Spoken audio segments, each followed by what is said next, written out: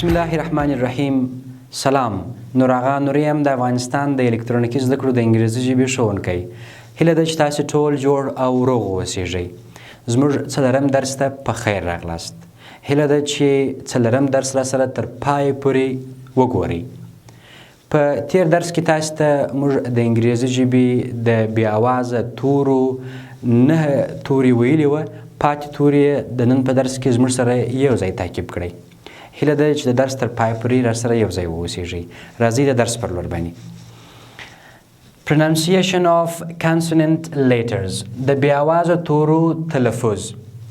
تاسو ته مو 9 توري وړاندې ویلي وه. نن یې درته پاتې توري تر 19 پورې چې شمېر راځي ووایو. لسم توری د ام توری دی چې دا په میم باندې تلفظ کیږي. د میک په لغات کې ښه مثال واضح شوی دی. میک معنا جوړول. میک میک میک. دوهم مثال هم په مادر لغات کې واضح شوی دی. تاسو ګورئ دلته ام راغلی دی. مادر مور مادر مادر مادر. یولسم توری د ان توری دی چې دا په نون باندې تلفظ کیږي. مثال په ناو کې واضح شوی دی. تاسو د ناو لغات ته وګورئ. په دې کې ان راغلی دی. ناو معنا اوس. ناو ناو ناو. ځینې استثناءات هم په دې کې شته چې د ان توری په ځینو ځایونو کې خاموشه پاتېږي. هر کله چې د کلمې په پای کې د ان د توري څخه مخکې ام راغی هلته ان خاموشه پاتېږي. ان دلته ان نه ویل کیږي. په دې لغات کې دا داسې وایو. کندم کندم کندم معنا محکومول یا غندل. دا قانون باید په یاد ولرئ چې دلته د ان توری نه ویل کیږي. دولسم توری د پی توری دی چې په 3 ټکي پی باندې تلفظ کیږي. پور لغات کې مثال واضح شوی دی. پور پور معنا غریب. پور پور پور. د پی توری ځینې استثناءات هم لري چې په ځینې حالتونو کې پی نه ویل کیږي یعنی خاموشه پاتېږي. په دې ځای کې پی سایکولوژي نه ویل کیږي. دا غلط دی. دلته سایکولوژي په دې ځای کې پی خاموشه ده. هر کله چې د کلمې په سر کې پی د اس څخه مخکې راغله هلته پی خاموشه ده. لکه سایکولوژي. سایکولوژي معنا ارواپوهنه. په دوهم لغات کې هم پی خاموشه ده ځکه پی د ان څخه مخکې راغلی ده. دلته هم پی نه ویل کیږي. هر کله چې د کلمې په پیل کې د ان څخه مخکې پی راغله پی خاموشه پاتېږي. پی نه ویل کیږي. نو دا موږ داسې وایو. نیمونیا نیمونیا نیمونیا معنا سینه بغل. 14 توری د کیو توری دی چې دا په غټ قاف باندې یا عربي قاف باندې تلفظ کیږي. مثال په کویک لغات کې واضح شوی دی. کویک معنا چابک یا ګړندی. کویک کویک کویک کویک. 14 توری د آر توری دی چې په ری باندې تلفظ کیږي. مثال په رولر لغات کې واضح شوی دی.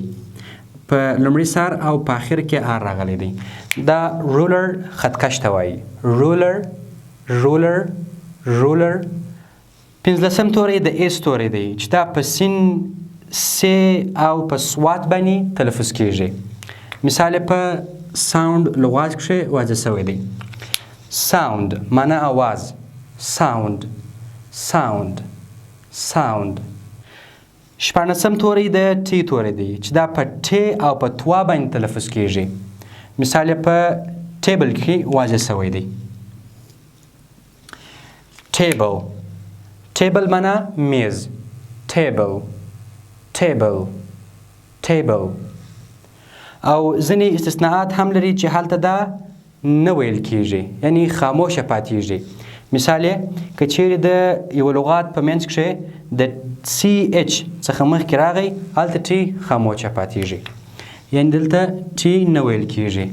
لکه واچ. واچ معنا کتل. واچ واچ واچ.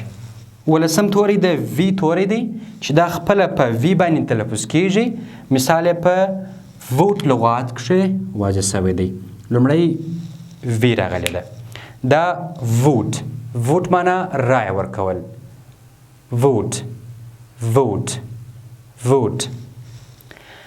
اتلسم توری د ایکس توری دی چې دا خپله په ایکس باندې تلفظ کیږي. مثال په ټیکسي لغات کښې واضح سوی دی. تاسو وګورئ په منځ کښې ایکس راغلی دی. دا داسې وایو ټیکسي، ټیکسي موټر، ټیکسي ټیکسي ټیکسي. نولسم توری د زیډ توری دی چې دا په زی، زال، زوا او غدوات باندې تلفظ کیږي. مثال په زو لغات کښې واضح سوی دی. زو معنا باغ وحش. زو زو زو. دوستانو نن تاسو مکمل د انګریزي ژبې بې آوازه توري ولوستل. صرف د درس په اخر کښې نیمه آواز لرونکي توري صرف دوه توري دي، هغه هم غواړم در سره شریک کړم چې هغه ډبلیو واي دی. سیمی واول لیټرز یعنی نیمه آواز لرونکي توري. نن د هغوی تلفظ هم در سره شروع کوم ځکه دا دوه توري دي. د دې لپاره خاص درس نشي ځانګړی کېدلی. نو تاسې ورته وګورئ. ډبلیو، ډبلیو خپله په وو باندې تلفظ کیږي. مثال یې په وری لغات کښې واضح سوی دی. وری معنا وارخطا. وری وری وری وری. بل ځینې استثناءات هم لري چې دا دوم لغات لیکل سوی دی. په دې کښې که چیرې ډبلیو د آر څخه مخکې راسي د کلمې په سر کې، هلته ډبلیو نه تلفظ کیږي یا نه ویل کیږي. یعنې نسو ویلی چې دلته دا ورایټ، ورایټ نسو ویلی، غلط دی. دا به رایټ وایو. رایټ رایټ رایټ رایټ معنا لیکل. اخري توری چې هغه د نیمه آواز لرونکو تورو له جملې څخه دی، هغه د وای توری دی چې په یې باندې تلفظ کیږي. مثال یې په یارډ کې واضح سوی دی.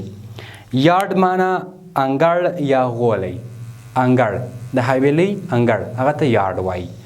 یارډ یارډ یارډ یارډ. ډېره مننه دوستانو، ستاسو څخه یوه نړۍ مننه چې زموږ سره مو څلورم درس تر پایه ولوست. په دې درس کښې مو تاسو ته د انګریزي ژبې بې آوازه توري او نیمه آواز لرونکي توري ورسره د هغوی د تلفظونو سره یو ځای تدریس کړله. په راتلونکي کې هم تاسو ته غوره زده کړیز پروګرامونه لرو. هیله ده چې زموږ سره یو ځای اوسئ. هیره مو نه وي چې زموږ د یوټیوب چینل هم در سره سبسکرایب کړئ او د نورو ملګرو سره هم شریک کړئ. ډېره مننه. ژوندي اوسئ.